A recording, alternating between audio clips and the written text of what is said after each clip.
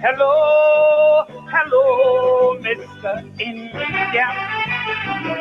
Hello, my Indo-Trinbagonian. I bring you love from deep, deep, deep within me. Love meant to clear the hurdles of our history. But there is one thing we must never fail to understand. The African was the first to come here, then the Indian came second. And African toil and they toil and they labor. And they cried and they died under master. So when you celebrating the richness of your culture, you Africa, plenty more than you owe India. Cause the torture we went through is alien to you. The only contract we had was with death. The road you come and trod, made with African blood. Thank God that's now a historical silhouette. So celebrate your African brothers. Reach out and touch and make up this stagger. For all those who walk the plank, from whom culture was young, Mr. Indian man, it's time you tell the African tongue. Oh,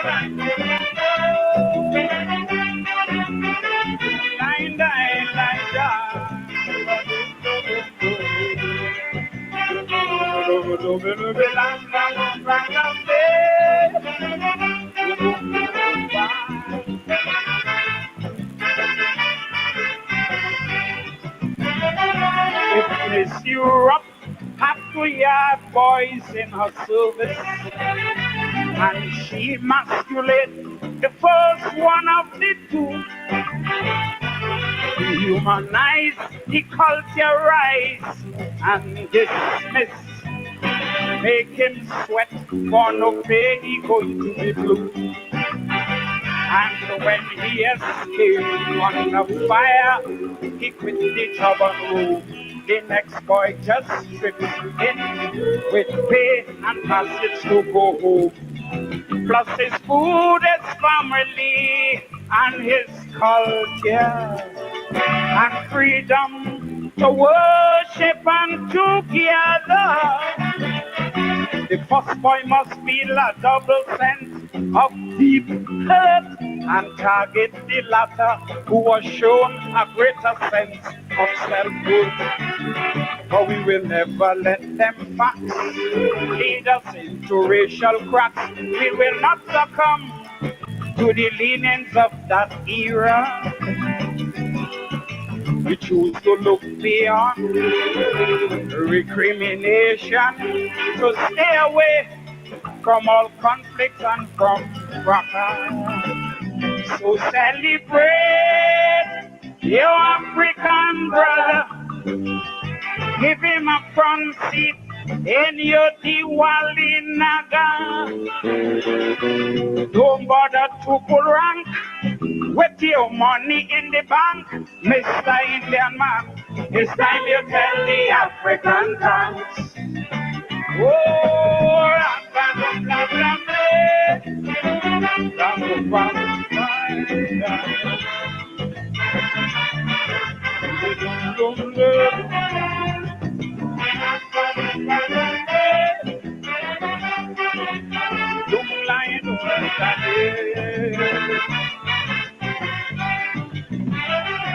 apart from a very small group of demandingo who went back home to Gambia and Senegal, all the ex-slaves they remain in Trinbago, adopting diverse moods of living and survival. But whereas the land for the Indians spelled prosperity, for Africans it just means more pain and misery. And the curse of the land was so vivid that for some even work was blacklisted. So when Indian became this multiple landowner, it's because African was running from their anathema. We not lazy, that and true, and we very brave too. We love to sing, we love to dance, but don't you be fooled. For we true identity, just look beyond slavery. For invention that no slavery can overrule. So celebrate your African brother. From when he started, he's a big, big time achiever. He embraces you in his rank. So if we must be frank, Mr. Indian man, it's time you tell the African dance. Isn't it so as that? Hey, bam, bam, bam, bam,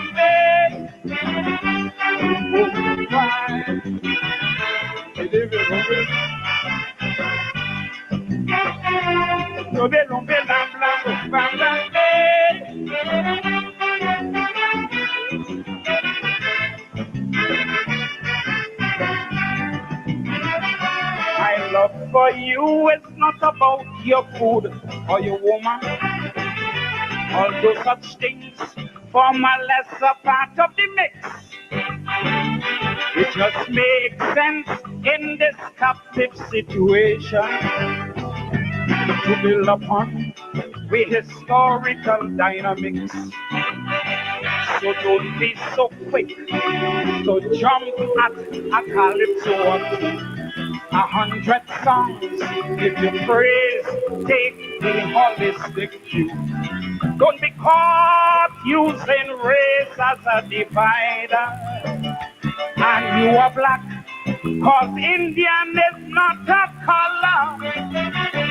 Don't you hide under the guise of education and use university to cause no great division. The richness we both share because we end up here. Neither one will enjoy back in we homeland. We're very polyglot, plenty flavor in the pot. The sum total of each other's contribution. So celebrate your African brother. He helped to break the caste system in India. The Ganges water I drank, so meet me on Nile River bank, Mr. Indian man. It's time you tell the African dance. Oh, lam bam bam bam bam lam bam bam bam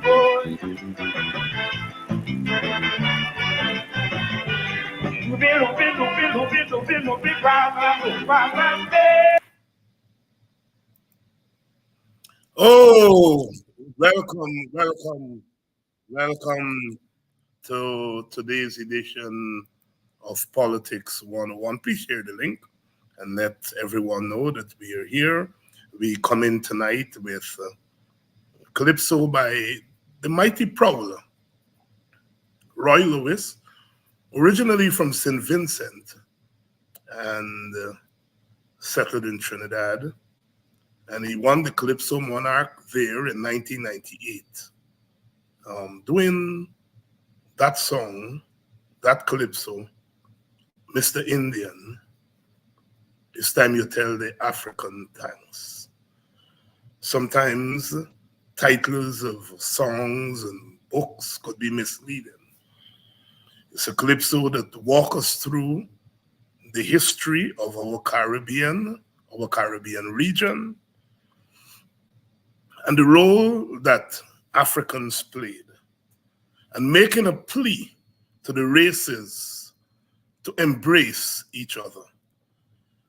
We are accustomed to hearing black people this, black people that, why black people can't be like Indians, why black people can't be like this. We often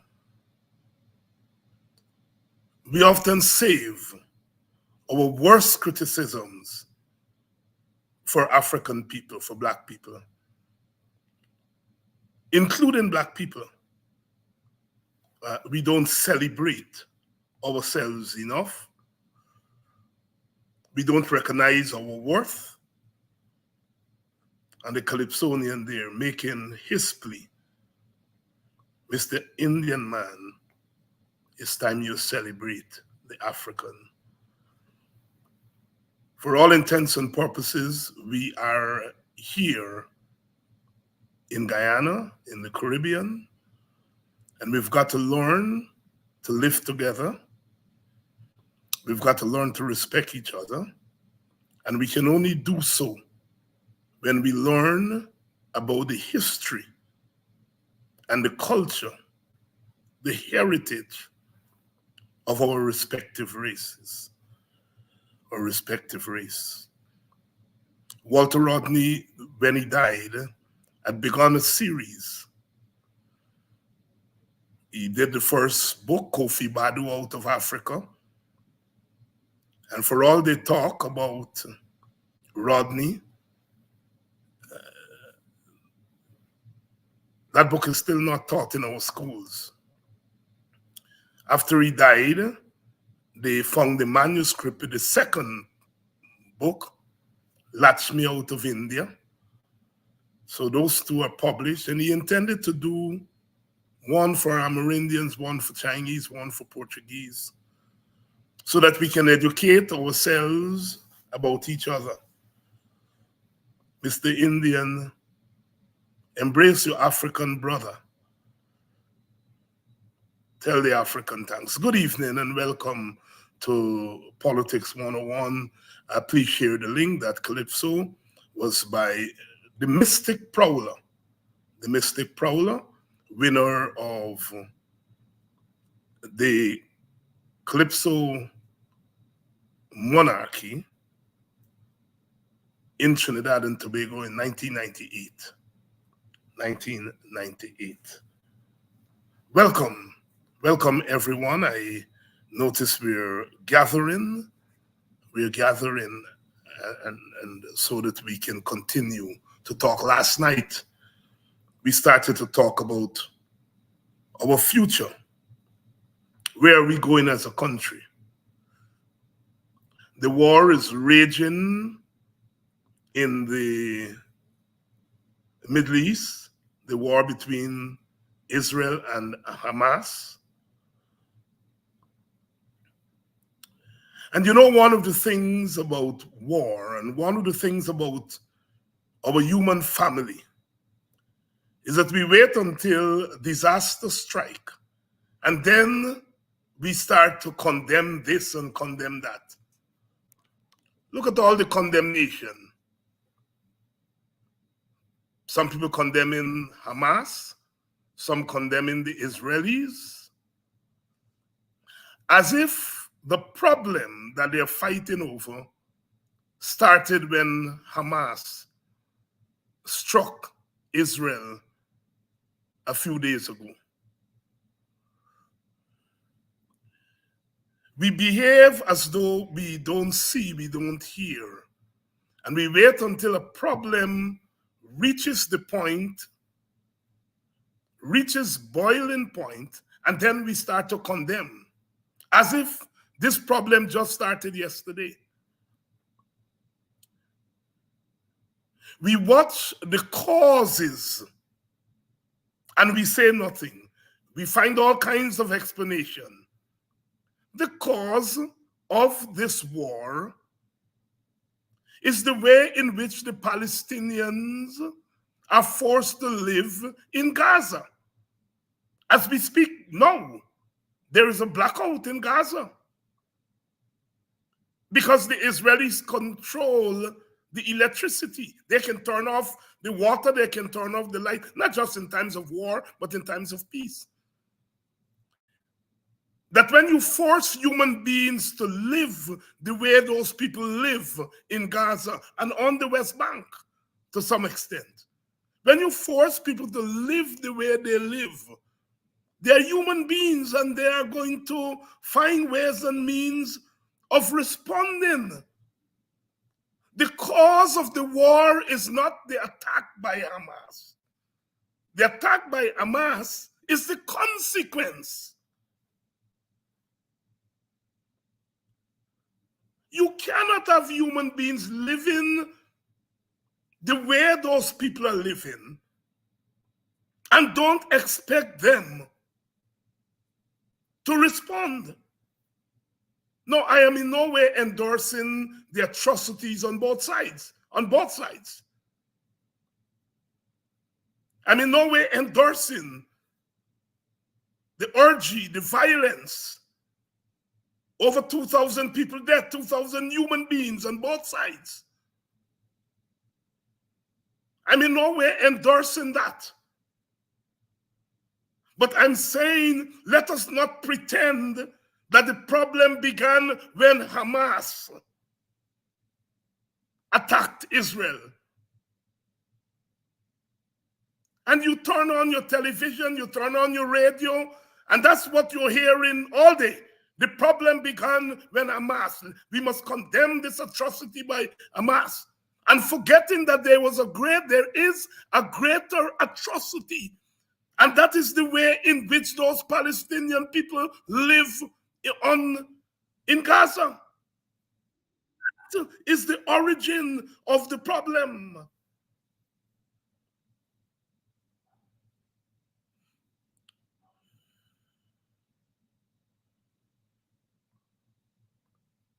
Some people may take it even further back.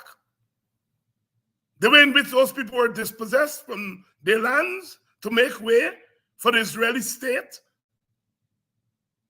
The fact of the matter, you cannot have people living in such inhumane conditions and do not expect them to respond, to retaliate. So we're talking about these atrocities by the terrorists. I'm not talking about the daily terrorism that those people in Gaza have to face. And so what happens? We endorse piling it on. Turn off their lights, turn off their water, bomb the hell out of them. And that's how we think we're going to solve the problem. Good evening, and welcome to Politics 101. I start there because I want to draw attention to our own country, Guyana. The problem there in the Middle East is an ethnic problem. An ethnic problem. The Palestinians and the Jewish people, it's an ethnic problem. It's similar to our ethnic problem in Guyana.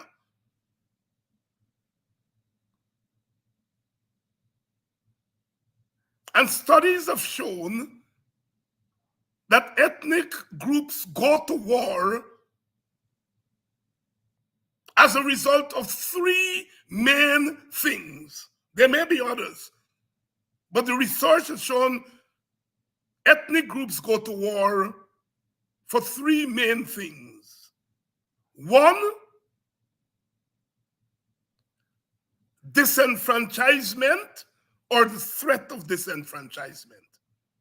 Secondly, dispossession or the threat of dispossession. And third, dishonor to the group. And if you look at the Palestinians there in Gaza, they check all three boxes. They've been dispossessed of their land, and that continues with the occupation.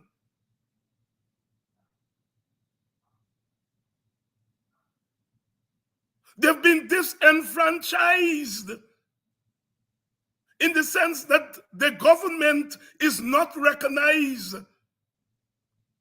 by Israel. Their vote means little or nothing. Palestinians living in Israel can vote, but they cannot hold top office. They're disenfranchised. They're dispossessed. And then they're being dishonored. When you force human beings to live the way those people live, you're dishonoring them, their dignity. You're robbing them of their dignity.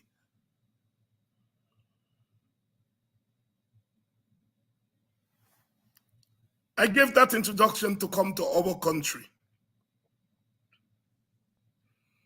We have had an ethnic problem. And we continue to have an ethnic problem. It has not gotten better, it has gotten worse. Independence came, and many felt that it would have gotten better, that it got worse. We actually had an ethnic civil war between 1961 and 1964, not long ago.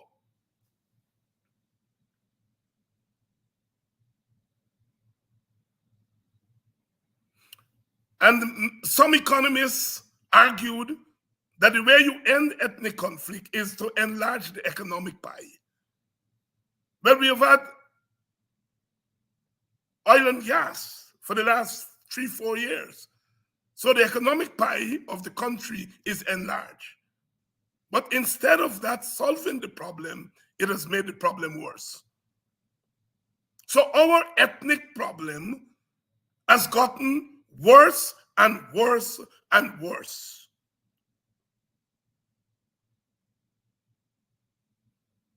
And from 1964 to the present, we have had instances of ethnic aggression from both sides.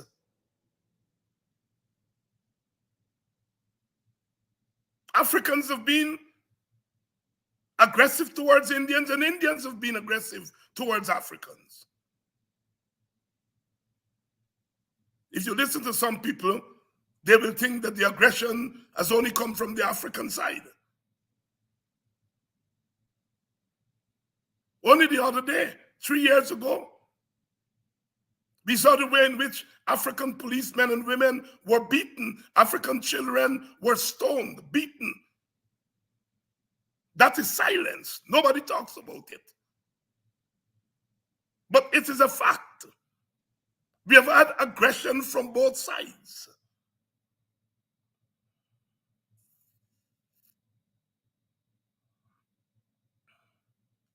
Today, when African people, through their representatives, complain about the way they're being treated in Guyana,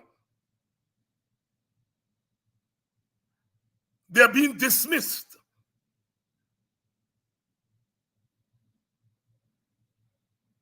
When we say we live in an emerging apartheid state, they argue over the word apartheid, not the reality on the ground, the word. And the most recent thing, when African people are crying out, we are being treated badly. What do they tell us? Ask us, where is the data? People are dying, losing their homes, treated unfairly, killed by the police. And what we do? We ask for the data.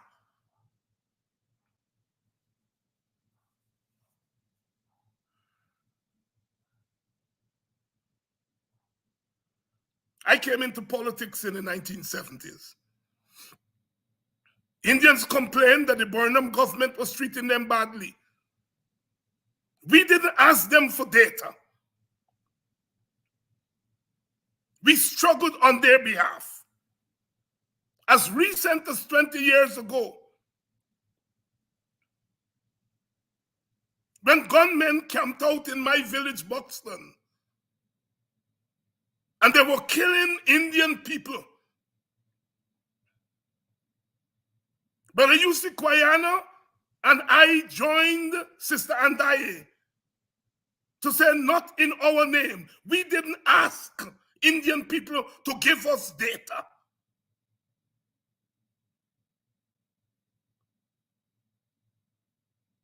In that same conflict, hundreds of young black men were killed by the phantom squads controlled by the PPP. And when we talk about it, what do Indians ask? Indian leaders, sorry. What do they ask? Where is the data? When Indians complain of their suffering, nobody asks them for data.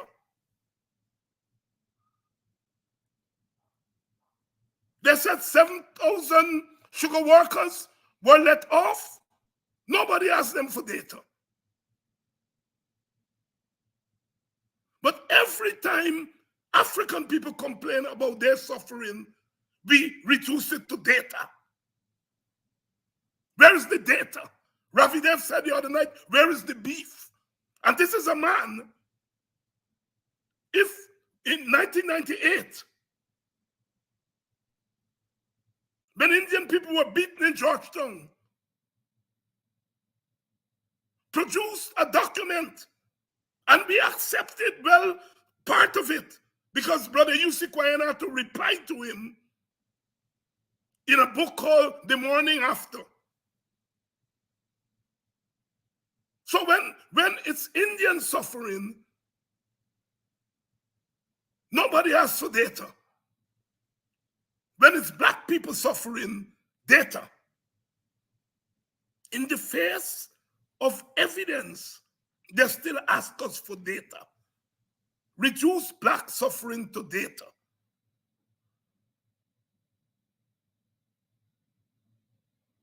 All the civil society people, some of them are doing great work on oil and gas, great work on corruption, but all of them are quiet, silent about African suffering, African discrimination by the state and the government.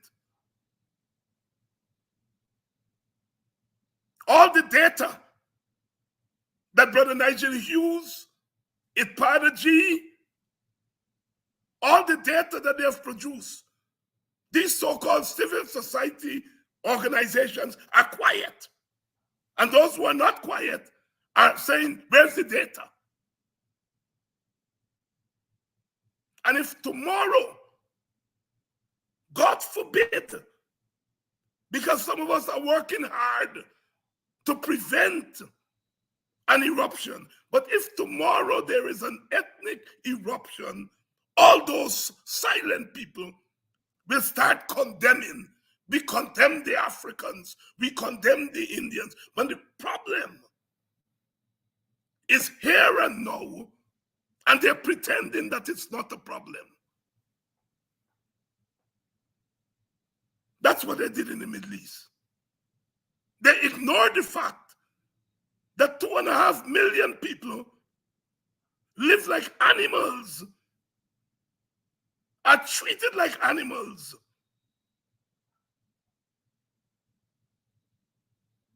And when there is an eruption, they suddenly discover their condemnatory instincts.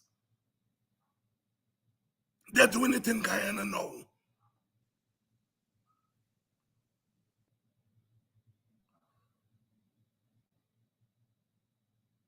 The people of Mocha.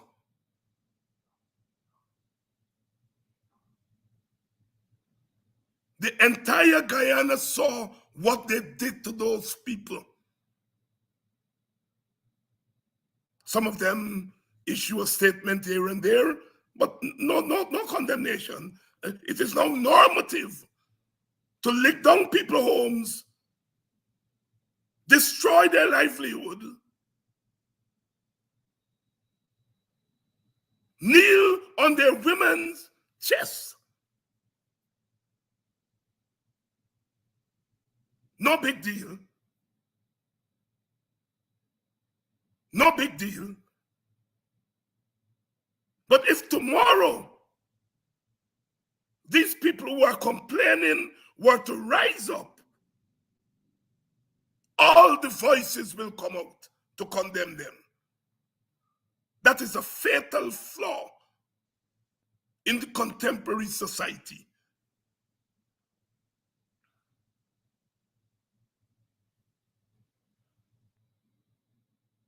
When Kofi 250 said we are in an emerging apartheid state, they jump on the word apartheid,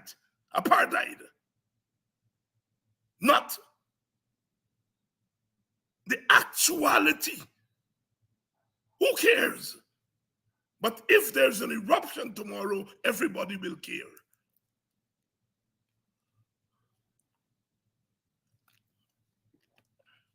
What's happening in the Middle East? That's what ethnic conflict looks like. I happen to study ethnic conflict and teach it. And it's one of the most frightening forms of conflict. Look what's happening right now. That could be our Guyana.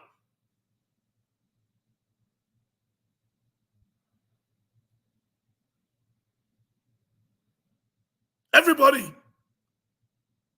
with a voice, they're taking African complaints for granted. Some of them know better. Brother Glenn fired Freddie Kissoon from his newspaper because Freddie Kissoon wanted to publish an article saying that there is no apartheid in Guyana.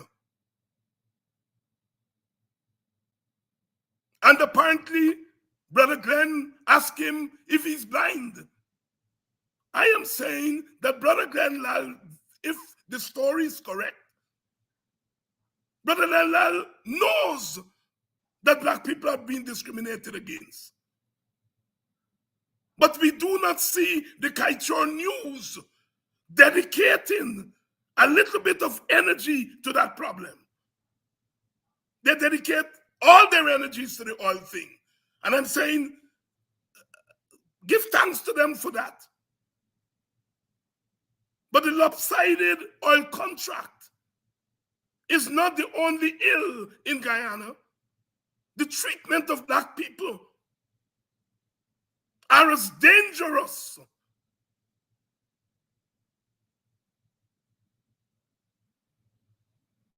as the oil contract. But we don't see the Kaichor News headlining and highlighting the African cry. Stabrook News, they published an editorial the other day on what they call diaspora politics. It was their commentary on the conference organized by Rickford Burke's CGID. And they call Rickford an extremist and all that stuff and so on. And then ended the editorial by admitting that there is a problem, but saying that the government must come up with a strategy for inclusion. What strategy for inclusion? African people are not asking for any strategy for inclusion. We are saying stop discriminating against us. Stop discriminating against us. You don't need no strategy for that. Just stop it. Just stop it. But Stabrook News cannot bring itself to say to the government, stop it. They're saying the government must come up with some strategy for inclusion. We don't want any strategy for inclusion. Just stop the discrimination and put in place laws and policies to ensure that it doesn't happen again.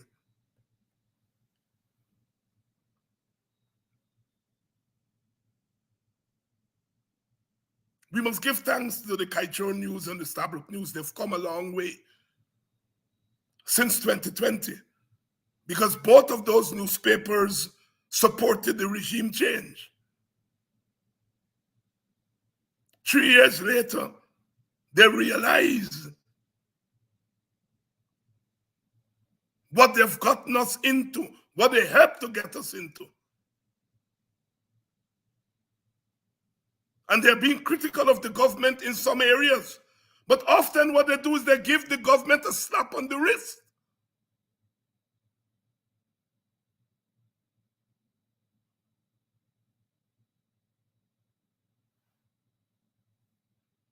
You cannot continue to treat human beings the way they're treating African people in Guyana. This is not an individual Indian treating black people bad.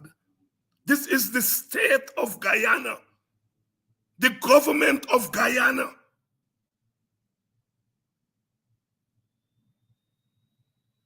This is the system. These are the institutions. It is not Mr. Prasad or some lady around the corner calling black people the N-word. This is not what we're talking about. We're talking about the government and the state through policies, using the powers of government to crush the spirits of black people, African people in Guyana. And then when they finish beating us up, tell us, give us the data of your beating up.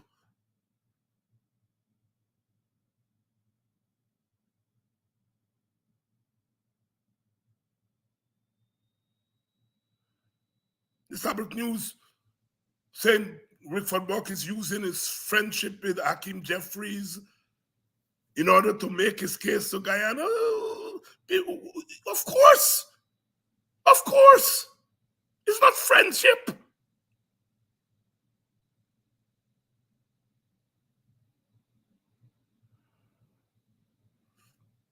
And they're all scared that African people have now decided to take our case internationally.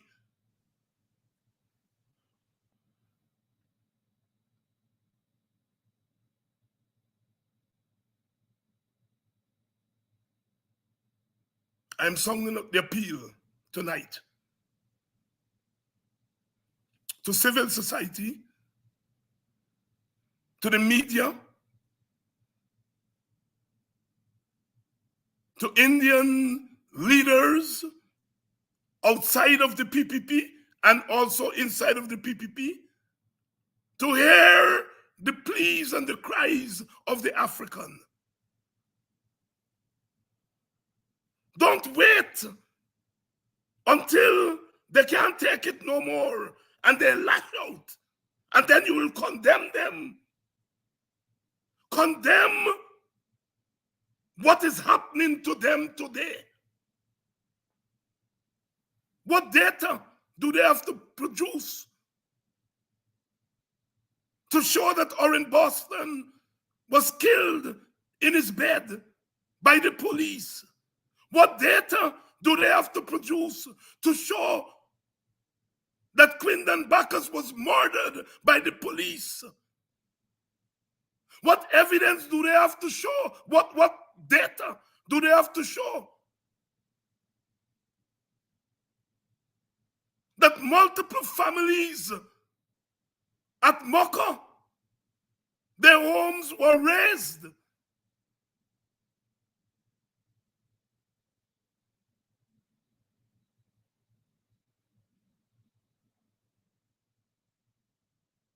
Data. And they're confusing data and evidence. The evidence is there.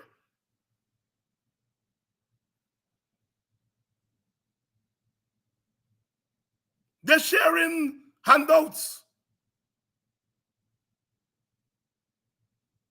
I can't tell poor people that if your government is giving you handouts, not to take the handouts. God knows they need it.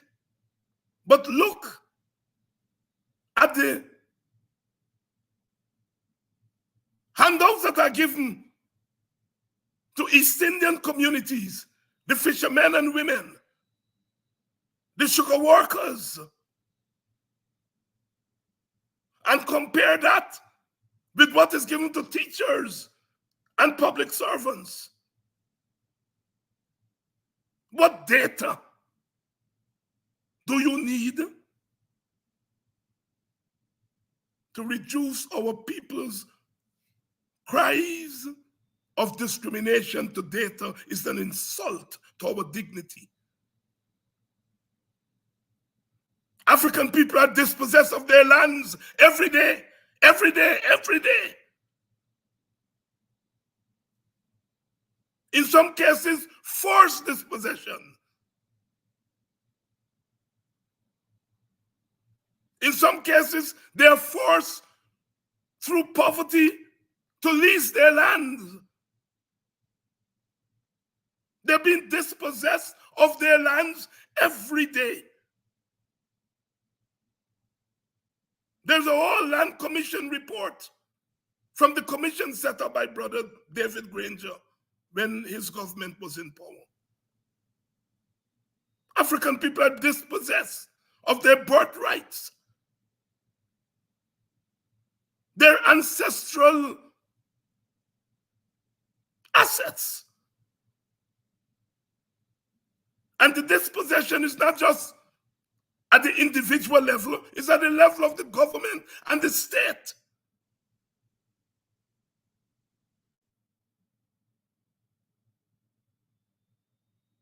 African people are disenfranchised.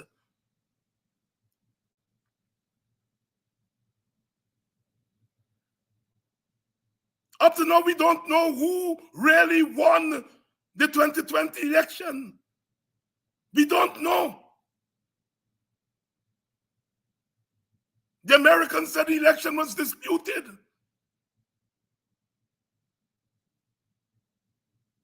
$40-odd boxes in mainly Indian communities, accounting for 2 seats. There were no statutory documents in the boxes.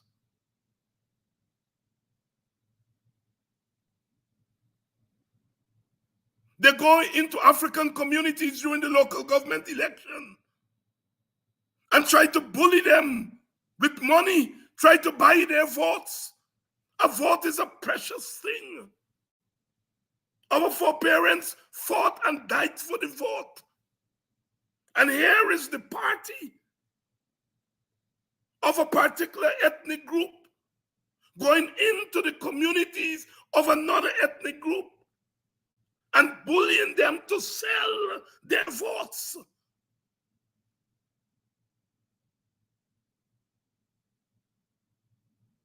That is disenfranchisement. If black people want to vote for the PPP, let them go vote for the PPP. But for the PPP to go bully them and buy their votes, it's a human rights violation. It is the disenfranchisement of a people.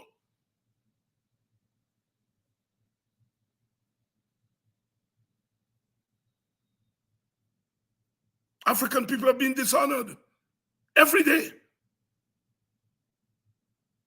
Our women have to go through all kinds of sexual exploitation, treated like meat by Indian men.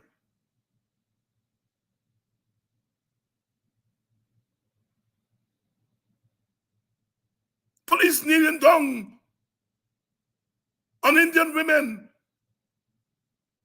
on black women, sorry. Black women are being spit upon. Black professionals, black lawyers are locked up black female lawyers for doing their work.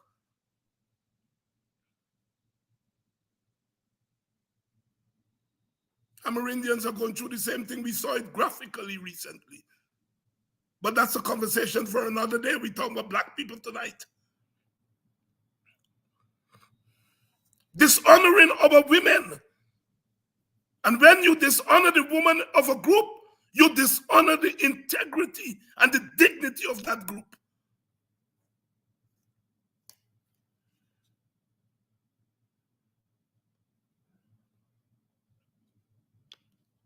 A lot of those Indian men with money, they go after black women not because they love them, but they go after them as a form of revenge.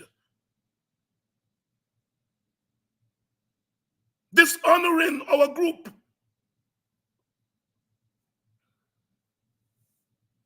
We are made to feel worthless in a country that we have given worth to.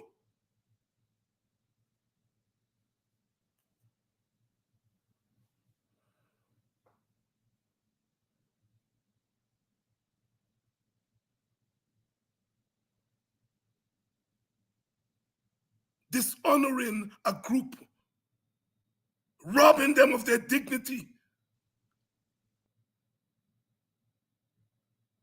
And nowhere in the world, nowhere in the history of humanity has any group withstood that forever and forever.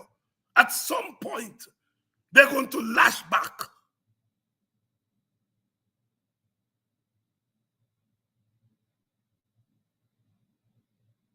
And then they will be called brutes, violent people. Their leaders would be branded racialists.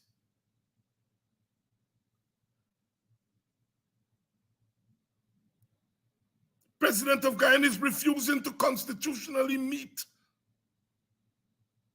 with the leadership of African Guyanese. I don't care whether the PNC say what kind of party they are. That's their right. The fact of the matter is that 19% of their votes came from Africans. They can say they're not an African party, they're a multiracial party, but the parties have a right to define who they are. But the reality is that 90% of their votes came from Africans. And when the PPP kicks them around, they're kicking black people around.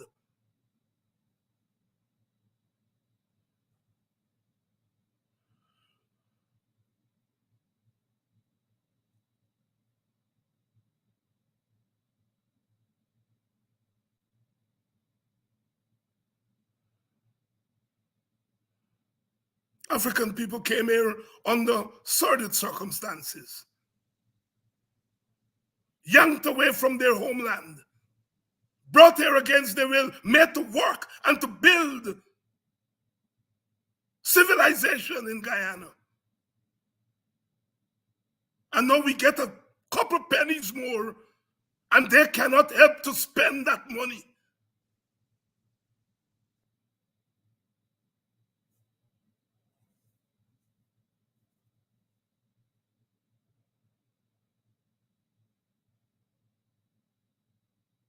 We have to always, as black leaders, always have to preface when we talk, we are not violent, we are calling for peaceful this, and we have the burden of having to prove that we are peaceful. Why? Because they have labeled us violent. It is normative when you think about black people protests to think about violence. We all accept that nonsense. That is why when Indian people on March 6th beat up black police men and women, stone children, nobody remembers it. Because Indians are not normatively violent. So even when they commit violence, it never happens. And all black people have to do is to take to the street, and right away they start to cry violence. They don't have to touch nobody. Our society needs to catch itself,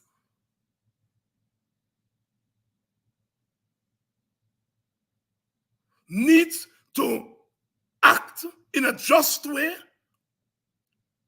because if there is, God forbid, if there is a retaliation from Africans, these civil society leaders who are quiet now are going to be the first to start dumping down on black people as hooligans.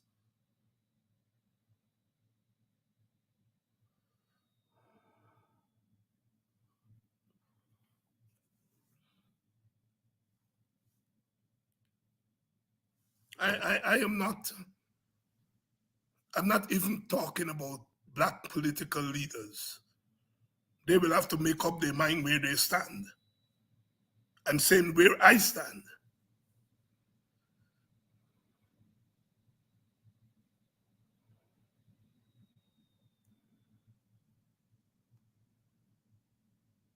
I saw Dr. Tara Singh in a letter the other day. He's no friend of black people.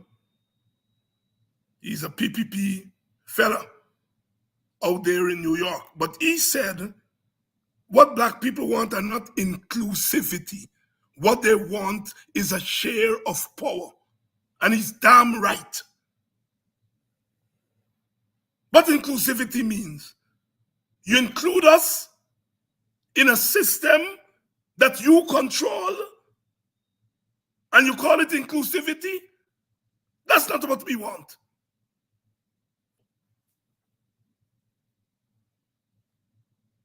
We didn't ask the slave masters for inclusivity. We didn't ask the colonials for inclusivity. We sought to overthrow slavery and overthrow colonialism. And this domination, this political and ethnic domination by the PPP has to be overthrown. And we have to put in its place a new system that guarantees by law equitable distribution of power. Political power, economic power, cultural power. That's what we want. We don't want no inclusivity that means nothing. Ravi Dev is always talking about sectoral committees. What the hell about sectoral committees? When the PPP used its one-seat majority to change the rules of the sectoral committees and to shut them down. Ravi Dev would not want sectoral committees that are controlled by the PNC for Indians. I know that. He will not accept that for Indians. But he wants black people to accept it. And that's my problem with Ravi. I respect him. I always say that. But he's into this street-yard nonsense. He will not accept sectoral committees in parliament without any power for Indian people. But he's asking black people to embrace it. I'm so proud of my brother Dion Abrams the other night on the program there with them. Dion held his own. Ravi Dev asked for the beef. Where is the beef? Dion said, well, I showed the beef. I walked through Buxton and I walked through Annandale. And I showed the roads in Buxton and the roads in Annandale. And I showed the difference. Rafi said, oh, if you come across on the West Coast, in the Indian community, you're going to see the same roads. And Beta Ramsey, if you go to Bobby's, you will see the same rule. So they ask you for data. You provide the data, and they said the data is not data.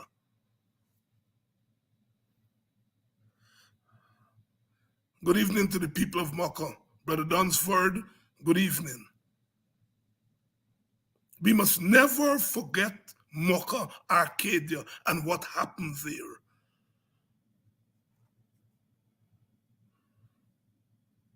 Ravi Dev will never condone police going into Indian community and licking down their homes. He would never condone it for Indians. But he rationalizes it for black people. That's my problem with Ravi.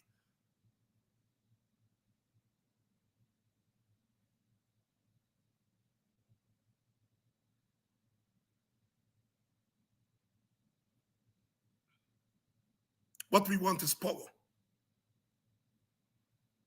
And I said last night, we want a political system, an economic system that guarantees power for black people and Indian people and Amerindian people and the other ethnic groups. We recognize that we have to go to elections. I'm not anti-election. We have to go to election to test the strength of the political parties. But man shall not live by bread alone, and people shall not live by election alone.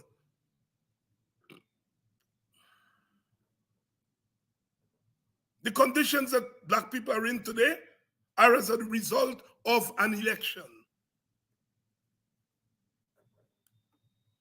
Elections make sense when they lead to betterment. The last election has served to worsen the condition of our ethnic relations. So we got to prepare for elections because that's part of the democratic process. But we have to fight for something more than elections. And that is where we have to fight for an equal and equitable place at the table. Elections don't give us that when we lose. When we lose an election, we lose our right to equity. That is why we have to fight for elections, but we also have to fight for our seat at the table. And we can do both.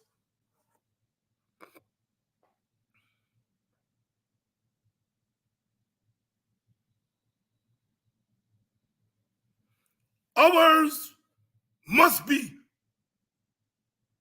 a multi-ethnic, multiracial state. People jump around and say, I'm a multiracial party, I'm multiracial this, I'm multiracial that, chatting nonsense. You are multiracial based on your commitment to a multiracial solution, a multiracial state, a multiracial practice of politics.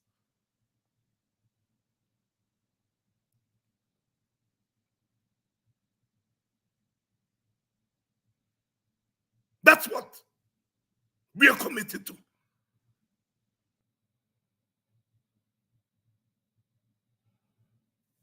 And our elections must lead to multiracial outcomes. The last election has led to a racial outcome, not a multiracial outcome.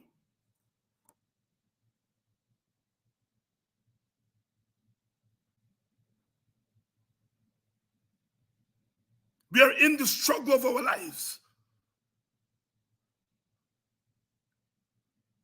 I've decided in recent times, in recent years, that I will dedicate most of my energy, my political energy, towards the defense of black people. When I came into politics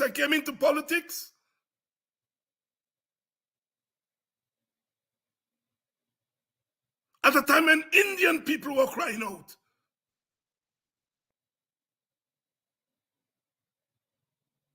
And I sacrificed along with my brothers and sisters. I go to sleep at night knowing that my conscience is clear, because when black governments did bad, I stood up against them. And by God, if I can stand up against the badness of the government of my type, my race, I have a double responsibility to stand up against the badness of another race.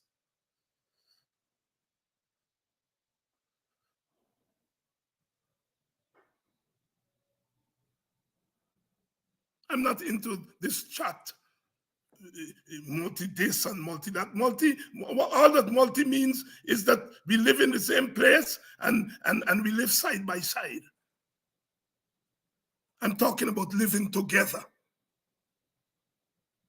An integrated, ethnically integrated state, what Walter Rodney used to call a non-racial state. He hardly used the term multiracial. A non-racial state. That is a state that does not take a racial side.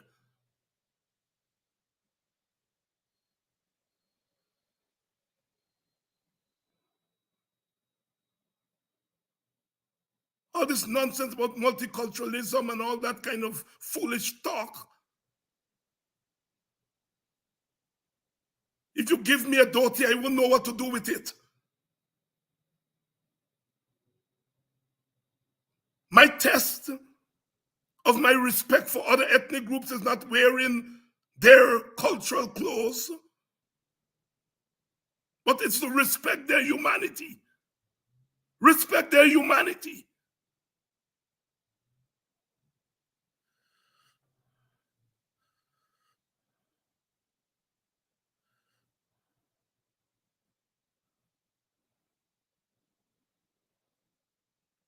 Indian people, ordinary Indian people, are as much victims as the rest of us.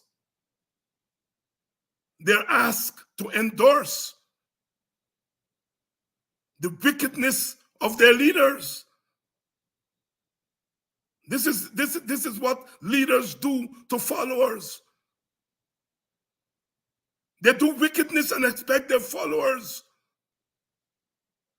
to endorse it. That is why I'm saying that as I spend my time witnessing on behalf of African people, I want an enlightened, non-racial African group. An African who is confident and proud of his culture, her culture. An African who is progressive in their thoughts.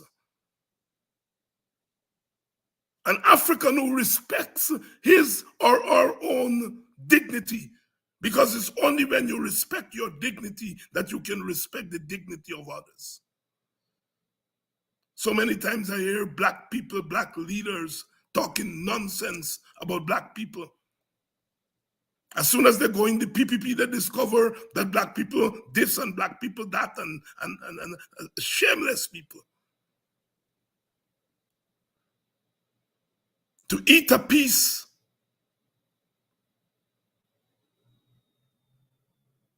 of spoiled meat, they're prepared to sell their people down the drain.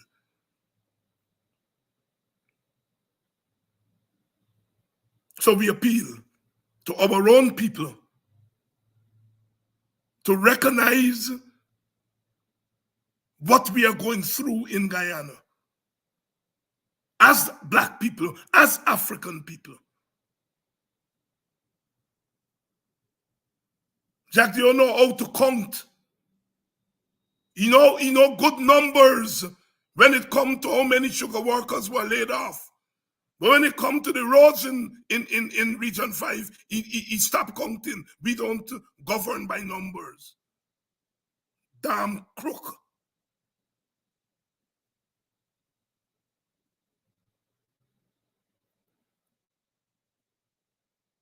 We are in this struggle together. We are in this struggle together. And our struggle is to prevent our country from going up like the Middle East, like what's happening in Gaza and Israel right now. That's what we are fighting to prevent. But we are dealing with a government that stick broken days, hard days. They feel it's their manifest destiny to dominate the rest of us.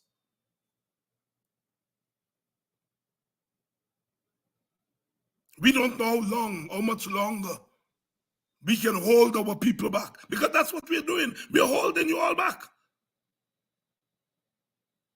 Brother Aubrey Norton can't even do a protest, a symbolic protest.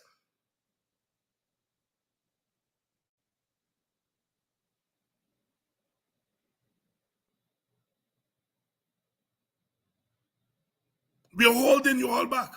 And we are holding you all back because we know the dangers of an ethnic conflict.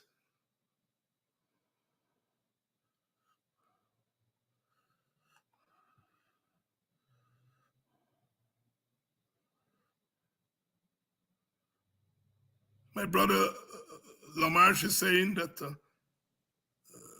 the leaders have failed them. Leaders always fail people of all groups, Lamarche. They're not unique to black people. Indian leaders fail them too.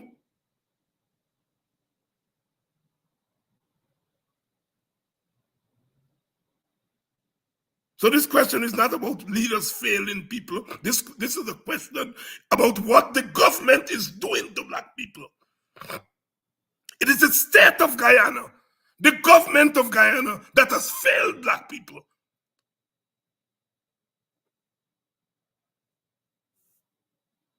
And perhaps you're right.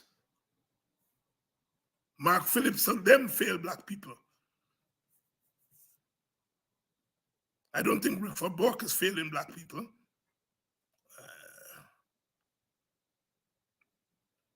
I don't think Nigel Hughes is failing black people. I don't think Kidaki Amsterdam is failing black people. I know David Hines not failing black people. Yes, our leaders who are in political parties and got to do that dance in the political parties, they engage in acts of omission. They engage in acts of omission, but they know what's going on. They know what's going on. I speak for a lot of them here tonight. I speak for the majority of them here tonight. And so it must be.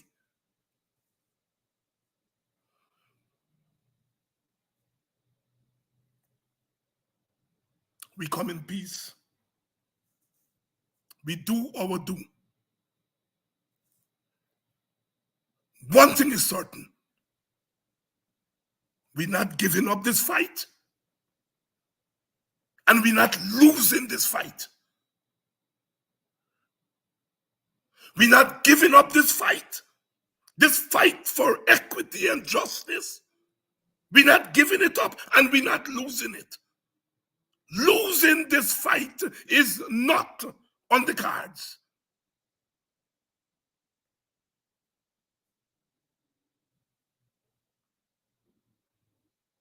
We have been down this road before.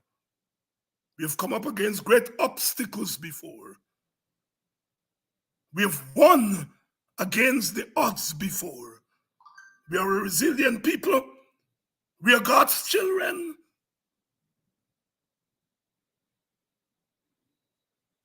We did not create, we did not originate humanity to be treated and accept treatment as non-humans. We're not losing this. We're not losing this fight.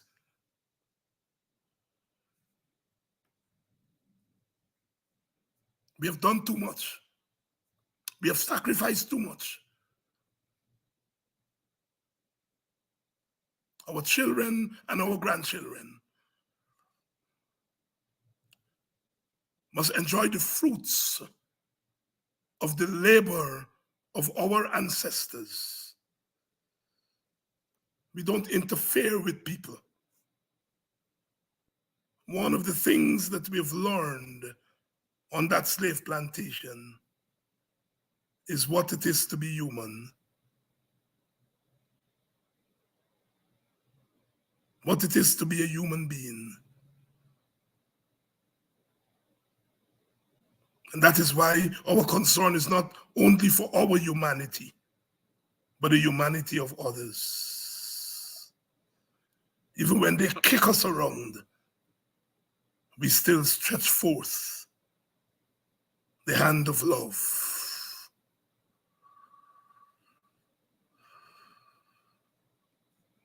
But that hand of love must be a militant hand, a radical hand.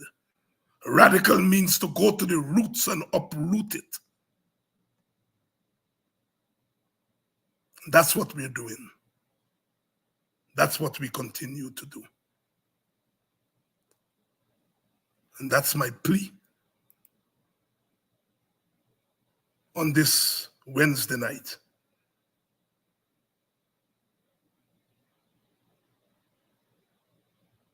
Give thanks.